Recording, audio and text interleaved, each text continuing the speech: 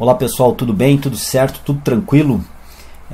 Estamos dando continuidade na série sobre biofotogrametria, um método quantitativo de postura humana, para nós analisarmos e descrevermos desvios posturais, do ponto de vista avaliativo.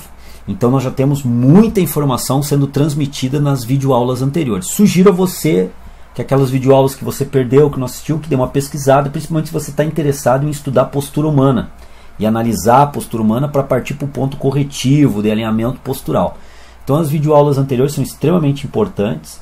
Eu descrevi até a videoaula 21, número 21, ponto a ponto os desvios posturais, desvio a desvio, individualmente, cada videoaula da série era um desvio postural que eu analisava, fazia comparativo. A partir da videoaula número 22 eu passei a analisar em conjunto os desvios posturais, agregando esses desvios posturais e começando a interpretar possíveis análises musculares, o que é possível identificar ou não identificar. E hoje nós estamos no programa número 25, na videoaula número 25. Então eu sugiro fortemente para você que estude as videoaulas anteriores, principalmente se você quer conhecer, interpretar e estudar melhor postura humana. Isso é extremamente fundamental. E analisar principalmente essa postura humana pela ótica da biofotogrametria, que é o método mais moderno e mais eficiente, retirando aí o padrão ouro, que é a avaliação via radiografia, mas tem o problema da radiação ser projetada sobre o avaliado. Aqui não é o padrão ouro, não é o gold standard, mas é o melhor método indireto de avaliação postural que nós temos no presente momento. Então eu venho apresentando o programa 25, temos 24 programas anteriores, sugiro fortemente que você estude esses programas, verifique principalmente aquele que você se interessa mais, o desvio que você se interessa mais, vai lá e estude. Pesquise no nosso site, treinfoco.com.br, você vai identificar essa série e vai poder pesquisar, tá ok? Hoje nós vamos para o programa então 25, como eu falei, nós vamos dar continuidade à associação dos desvios posturais, ver associados esses desvios posturais, que no programa 22 nós verificamos a anteversão pélvica associada à hiperlordose lombar. Não obrigatoriamente isso pode estar associado, mas há uma lógica anatômica, ortopédica de estarem associados, então é possível, com grande chance, de haver associação entre esses dois desvios posturais. O mesmo nós podemos falar para o desvio postural contrário, que eu analisei numa videoaula posterior, à videoaula anterior, que seria essa. Eu analisei a retroversão pélvica associada à hiperlordose lombar. Não obrigatoriamente, mais uma vez eu retrato isso, estaria associado, mas pode estar associado. E na última videoaula nós analisamos questões de curvatura de cifose torácica com alinhamento do ombro na vertical mais à frente ou mais atrás, mais em protrusão ou retração, e também a cabeça. E hoje nós vamos fazer uma análise agora no plano coronal. Logo depois da vinheta, então, eu vou passar a fazer essa análise em conjunto de diferentes desvios com vocês no plano coronal.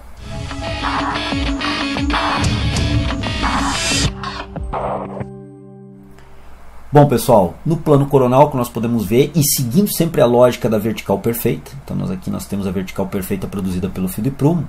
Se nós tivermos ombros nivelados perfeitamente com horizontal, nós deveríamos ter um ângulo formado pelo segmento de reta que foi construído a partir da conexão do acrômio do lado direito com o acrômio do lado esquerdo.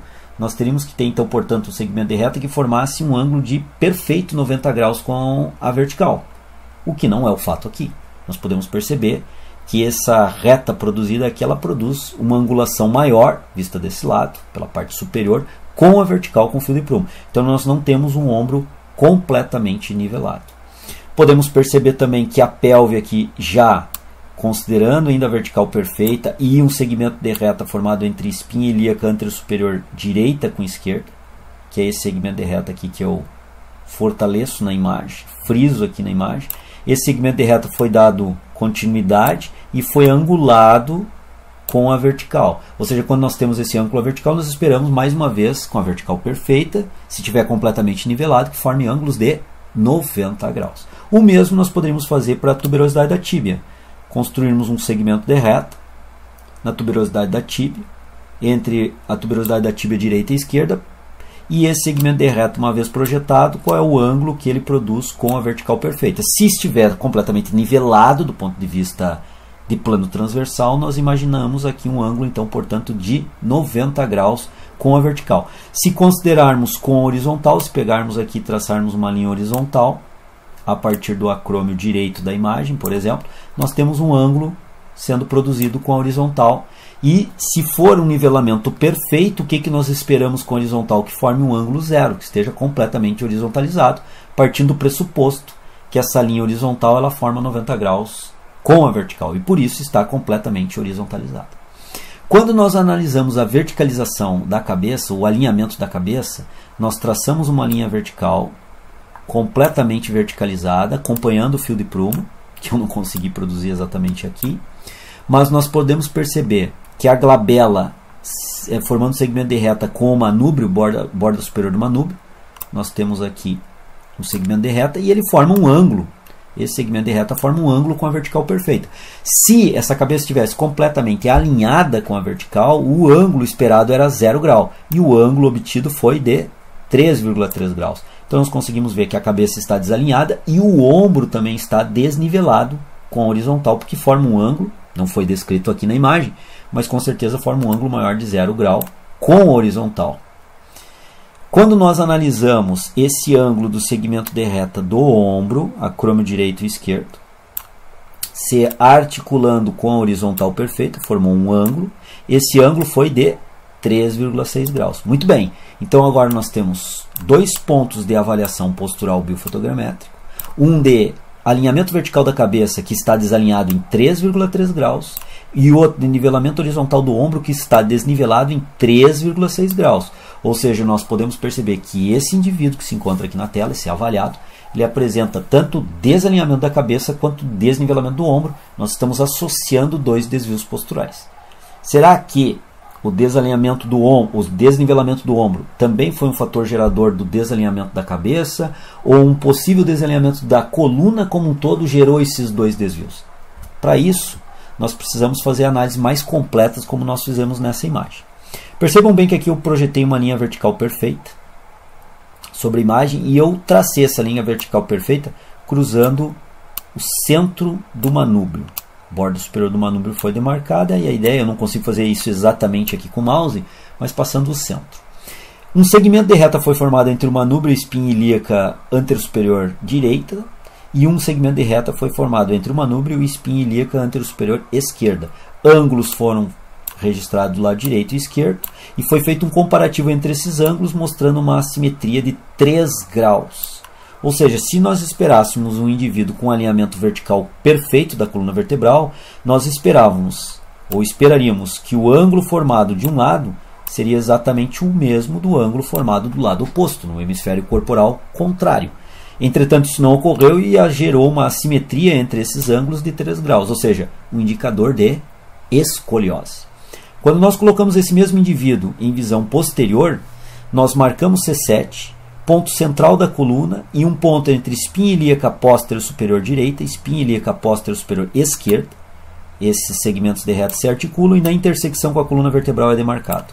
Então nós temos um segmento de reta, um segundo segmento de reta que é a região superior da coluna vertebral, um segmento de reta que é a região tóraco-lombar inferior da coluna vertebral e um ângulo produzido entre esses dois segmentos de reta. Esse ângulo produzido foi 175,8 graus, ou seja, se nós imaginássemos um indivíduo com alinhamento corporal correto na vertical, nós imaginamos então um segmento de reta vertical que fica completamente verticalizado, formando então 180 graus entre os dois segmentos de reta e não 175 graus. Isso já nos mostra uma escoliose com a concavidade para o lado direito e a convexidade do lado esquerdo.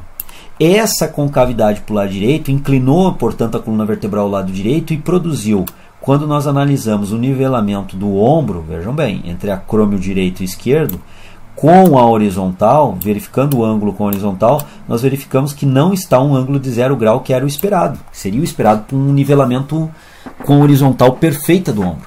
Então vejam bem, o que eu estou tentando mostrar agora aqui é que essa coluna vertebral apresenta uma escoliose, pois ela tem 175 graus de inclinação, de verticalização, deveria ter 180 entre os dois segmentos de reta da região superior e inferior da coluna. Essa escoliose potencialmente produziu esse desnivelamento do ombro de 4,3 graus, desnivelando o ombro para o lado direito, ou seja, o indivíduo tem um ombro mais baixo, mais deprimido do lado direito e mais elevado do lado esquerdo, gerando um desnivelamento da horizontal da cintura escapular, que é produzido dessa cintura escapular projetada no ombro, que é produzido potencialmente, provavelmente, por uma escoliose com concavidade para o lado direito. E essa escoliose se reafirma quando nós analisamos de frente e verificamos frontalmente que os ângulos do lado direito e esquerdo não são os mesmos e apresentam uma assimetria de 3 graus, ou seja, com a visão posterior e confirmando-se com a visão anterior, há uma escoliose produzida e potencialmente essa escoliose é que levou a um desnivelamento da cintura escapular na horizontal e também a um desnivelamento da cabeça na horizontal. Pegando aqui, trago do lado direito e esquerdo, com a horizontal formou um ângulo de 1,6 graus, ou seja, está desnivelado com a horizontal essa cabeça. Ela está desalinhada, desnivelada, a cintura escapular está desnivelada com a horizontal, é apresentada uma escoliose, provavelmente essa escoliose é que levou a esses desvios posturais. Estamos associando os desvios posturais. Podemos verificar nessa avaliada o mesmo ponto. Tracei uma linha vertical, onde nessa linha vertical eu procurei produzir exatamente sobre o manúbrio, e exatamente sobre o manúbrio foi produzido então um segmento de reta até a espinha ilíaca antero-superior esquerda, outro segmento de reta até a espinha antero-superior direita, e aí foi feito um comparativo entre o ângulo formado aqui com o ângulo formado aqui, do lado direito, o hemisfério corporal direito e o hemisfério corporal esquerdo. A assimetria encontrada, 10,3 graus. Uma assimetria extremamente grande.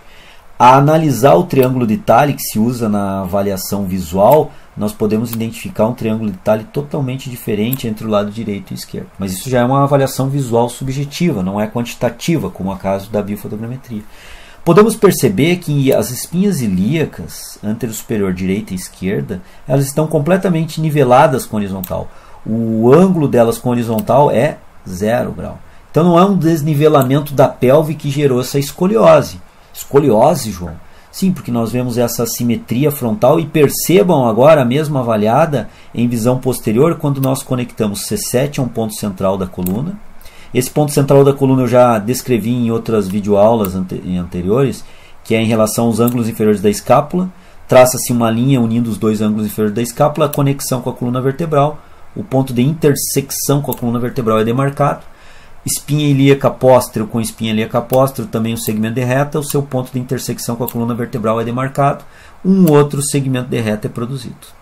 E percebam que esses dois segmentos de reta se angulam num ângulo de 187,6. Esperaríamos aqui para uma coluna completamente alinhada na vertical um ângulo de 180 e não de 187, ou seja, esses 7,6 graus a mais nos mostra que a coluna está inclinada para o lado esquerdo, com uma convexidade ao lado direito e uma concavidade ao lado esquerdo. E embora tenha um nivelamento da pelve perfeito, um nivelamento da região pélvica superior perfeito, o que não acontece no trocânter. Quando nós pegamos o trocânter maior do fêmur do lado direito e esquerdo, formamos um segmento de reta e cruzamos com a horizontal, nós encontramos um ângulo de 3,2 graus. Mas, partindo da região pélvica superior, ela está completamente alinhada, mas mesmo assim foi produzida uma escoliose, que levou a um efeito sobre a cintura escapular de desalinhamento com a horizontal de 4,9 graus. Quando nós analisamos o eixo vertical dessa avaliada, nós podemos perceber que, embora ela esteja esse eixo vertical no centro do seu corpo, no manúbrio do externo, quando cruza a cicatriz umbilical já está deslocado para o lado esquerdo. Quando cruza a linha alba, por exemplo, da região abdominal, vai se deslocando para o lado esquerdo. Quando cruza a região pubiana, se desloca para o lado esquerdo cada vez mais, e veja como fica a divisão dos membros inferiores, totalmente assimétrica. Embora o nivelamento da perna, verificado na horizontal com as tuberosidades da tíbia, seja somente de 0,7 graus. Ou seja, a avaliada está nivelada aqui, está desnivelada no trocânter maior do fêmur, provavelmente por uma rotação dessa pelve. A pelve está nivelada na horizontal, mas está rodada. Isso gerou potencialmente uma escoliose nesse indivíduo, convexo ao lado esquerdo e côncavo ao lado direito, grave, de 187,6 graus, ou seja, partindo do alinhamento perfeito de 180 graus com 7,6 graus de escoliose à esquerda, levando a um desnivelamento da cintura escapular e levando também, vejam bem, a um desnivelamento da cabeça. A cabeça não está alinhada completamente com a horizontal. esse desnivelamento com horizontal é de 5,5 graus. Ou seja, nós começamos a associar desnivelamentos, desalinhamentos, e vejo que o caso dessa avaliada é um caso bastante complexo, porque apresenta vários pontos de desnivelamento e desalinhamento. Esses dois indivíduos, passando do ponto central vertical em cima do manúbrio, percebam bem isso, nós podemos perceber que o indivíduo da esquerda ele continua com um alinhamento razoavelmente bem posicionado. A cicatriz umbilical está um pouquinho para o lado, mas em relação à região pubiana se encontra dividindo os membros inferiores quase que em proporções idênticas. Enquanto que o indivíduo da direita ele também tem um pequeno desnível de deslocamento em relação à direita com a cicatriz umbilical, mas já na região pubiana ele já tem um deslocamento à direita, e isso se agrava quando nós continuamos essa verticalização para membros inferiores. Vejam que a diferença agora é totalmente assimétrica. Nós temos uma análise do joelho valgo e varo também através de segmentos de reta com a biofotogrametria, e percebam que esse alinhamento corporal gerou um equilíbrio para a cintura escapular, está totalmente nivelado com horizontal, 0 graus, embora a cabeça apresente um desnivelamento horizontal de 4,2 graus. O indivíduo da direita apresenta um desnivelamento horizontal pequeno, mas a cintura escapular também está desnivelada, fato que o indivíduo da esquerda não apresentava. Percebam bem o comparativo. Então vejam bem, a biofotogrametria nos permite verificar essas associações ou desassociações comparativas de pontos posturais. Mas o mais importante na videoaula de hoje é entender essa associação dos desvios posturais para entendermos melhor o que está acontecendo com esse indivíduo. Qual é o processo que pode estar potencialmente levando a essas desalinhamentos, desassociações corporais de vários pontos. Extremamente complexo o processo. Vejam nessa outra avaliada o mesmo procedimento. Nós conseguimos identificar uma escoliose através de um ângulo de 168, ou seja, fugindo bastante do 180, que seria a verticalização perfeita. Côncava, esse desvio de escoliose à direita. Essa concavidade à direita de escoliose levou a um desnivelamento da cintura escapular com horizontal de 3 graus. Isso também levou a um desnivelamento, melhor dizendo, da cabeça, e levou uma assimetria da direita para a esquerda quando se compara frontalmente. Embora, mais uma vez, percebam bem que o nivelamento horizontal da pelve ele existe, mas a coluna se encontra em escoliose, e essa escoliose levou a desalinhamento da cintura escapular e desnivelamento na horizontal da cintura escapular e um desnivelamento da horizontal da cabeça também. Percebam que trocante maior do fêmur do lado direito e esquerdo, mais uma vez nivelando com a horizontal, apresenta um ângulo com a horizontal de 4,3 graus. Apresenta-se desnivelado. Cabe aí um estudo melhor do comprimento de membro inferior desse indivíduo, para verificar se não há nenhuma assimetria nesse comprimento do membro inferior, analisando também o valgo e varo do joelho, se ele é simétrico do lado direito e do lado esquerdo. Porque imaginando que, numa situação em que o lado direito apresentasse valgo e o lado esquerdo alinhado, nós teríamos uma pelve deslocada para o lado direito, ou um trocânter deslocado para o lado direito. Então, cabe aqui uma avaliação mais criteriosa e um diagnóstico mais criterioso. O objetivo da série nesse ponto é apresentar para você, seguidor do Treino em Foco, essa associação dos desvios posturais e mostrar que isso começa a se tornar complexo. A análise postural ela não é simplória.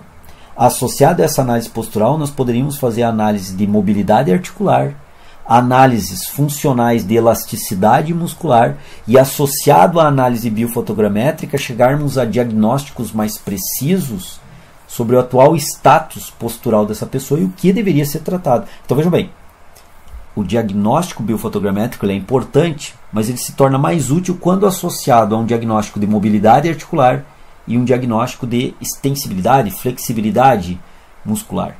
A partir desse diagnóstico, nós conseguiríamos ter uma ideia melhor do que está acontecendo, tanto estruturalmente, que é o que eu estou apresentando aqui do ponto de vista da biofotogrametria, quanto também de tendências de pares antagônicos anatômicos musculares, que podem estar assimetricamente encurtados ou com desníveis de força, levando a um potencial desvio postural que é compensado num outro desvio postural, agravando o processo e complicando o processo, que um desvio tende a gerar um próximo desvio compensatório. sobre as cargas gravitacionais. E é exatamente isso que nós vemos nesses indivíduos. Um determinado desvio, em função do tempo, foi causando,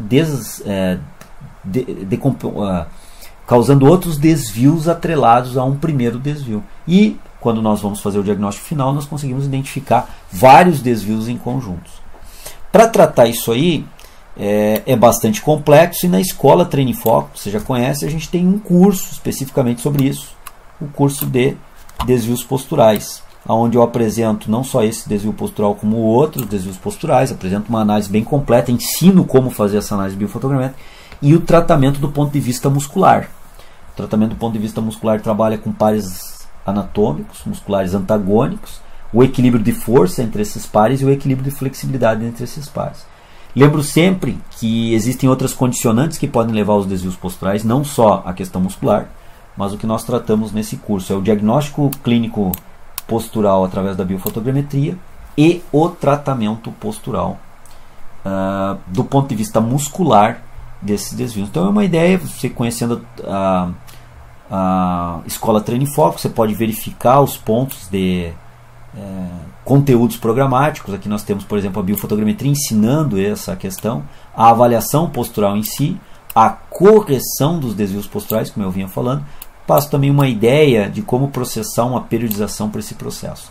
Então a gente tem vários tópicos aí de conteúdo programático no curso. Convido você a conhecer a Escola Treine Foco, dar uma passada por lá, ver também os nossos outros cursos, tá ok? Então hoje nós vimos a associação entre diferentes desvios posturais. Nós podemos diagnosticar que existem indivíduos com situações posturais bem críticas, bastante importantes, e que nós devemos tratar esses desvios posturais, identificá-los, conhecê-los com precisão, e depois podemos ter uma condição de melhor tratamento desses desvios posturais no intuito de corrigi-los ou pelo menos minimizar os desvios, ou pelo menos evitar que se agrave. Na pior das hipóteses, fazer trabalho para manutenção do que encontra-se, já que não há uma possibilidade corretiva, uma hipótese que não ocorra possibilidade corretiva, mas tentando tratar evitar que esses desvios se acentuem. Então essa foi a abordagem de hoje. Quero agradecer a todos que nos acompanham nessa videoaula de hoje. Muito obrigado. Se vocês curtiram a videoaula, peço que curtam, que compartilhem, que divulguem para amigos e familiares, para que mais pessoas possam ter conhecimento, mais pessoas possam evoluir na sua ideia postural, outros profissionais, outros acadêmicos possam conhecer esses procedimentos também. Isso é bastante importante, vejo eu, para que os nossos amigos, colegas de profissão possam crescer também, questionar, abordar, mas é uma forma de evoluirmos em conjunto, né, com toda a área da educação física, fazendo que todos nós venhamos a evoluir. Então, muito obrigado para você que está nos seguindo até agora, e a partir do próximo programa eu vou trabalhar com as referências. Quais são as referências para diagnosticar, a partir de que ângulo eu vou considerar uma escoliose grave? Qual é o ângulo que eu poderia considerar uma escoliose, no caso, leve ou moderada? Ou seja, nós temos critérios quantitativos para classificar a escoliose desde leve até severa. Nós temos critérios quantitativos para classificar um desnível de cintura escapular de leve até mesmo severo. Quais são os valores? Quais são as referências? Muitos seguidores do Treine Foco ao longo desses 25 programas, nós gravamos hoje o vídeo aula 25, ao longo desse programa têm me questionado quanto a isso. E eu tenho colocado textualmente que nós vamos ver essas referências nas últimas videoaulas dessa série. E é o que vai começar a acontecer a partir da próxima videoaula, da videoaula número 26. Tá ok, pessoal? Então, muito obrigado. Já fiz o link do que vai acontecer na próxima videoaula. Um grande abraço para vocês. Ótima semana. Até semana que vem. E de extrema importância, eu diria, para as áreas de saúde, particularmente fisioterapeuta e o educador físico. Aqui, de novo, mais algumas imagens de alguns trabalhos que eu publiquei, onde nós fazíamos alguns alinhamentos corporais e nivelamentos corporais sendo analisados, até para identificarmos potenciais assimetrias corporais.